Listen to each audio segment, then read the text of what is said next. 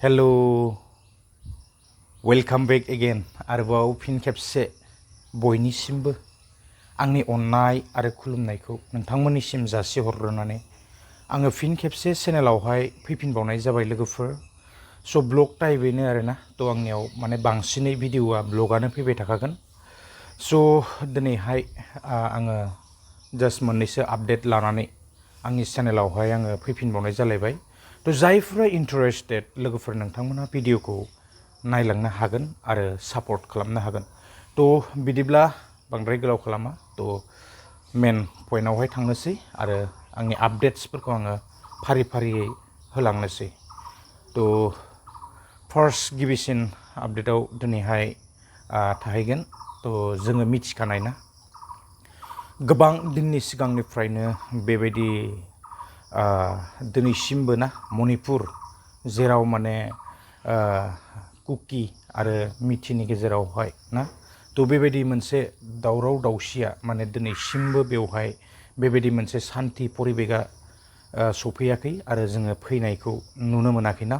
थ' दिनैसिम बेबायदिनो लामा सामा थालाबायनानै बेबायदि बेवहाय थानो गोनां जानायफोरखौ जोङो नुनो मोनदों। थ' दासिमबो बेवहाय माने बेबायदि मोनसे सान्थिनि परिबेगा सफैयाखै आरोना। थ' बिदिब्ला आरो जोङो गुबुन मोनसे आपडेट्सआवहाय थांबावनोसै। थ' गोबां माने सोलिगासिनो ना दासानदि सम माने बियो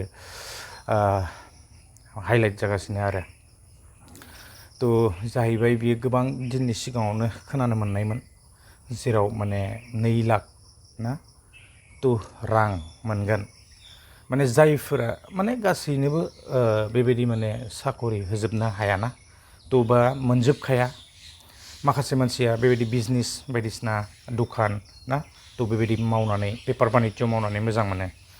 थ' बिसोरनो माने बेबायदियै माने किस्तियै ना इनस्टलमेन्टै गिबिसिनथारावहाय माने फार्स्ट टाइम 1 लाख बेबायदि होगोन होननानै जोङो माने खोनानो मोनगासिनो दङ ना थ' बयबो आरो बिनि उनावहाय आरो जुदि बेखौ मोजां खामानि मावोब्ला थ' आरोबाव सेकेन्डआवहाय 1 लाखखौ मोनगोन होननानै ना थ' गोबां बेबायदिनो माने मामाया दासाननैसो माने फाखन होगासिनो आरो बिराद माने मिनि जोङो फाखन होबाय थानायफोरखौ जोङो नुनो मोनदों ना।